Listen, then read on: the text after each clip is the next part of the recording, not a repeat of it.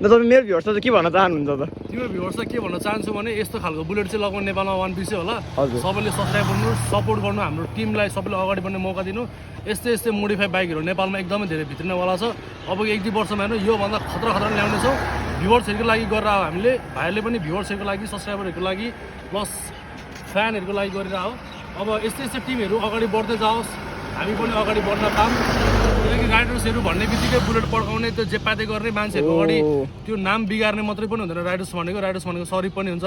हेर्न सक्नुहुन्छ मलाई कति सरी देखिरहेको छ।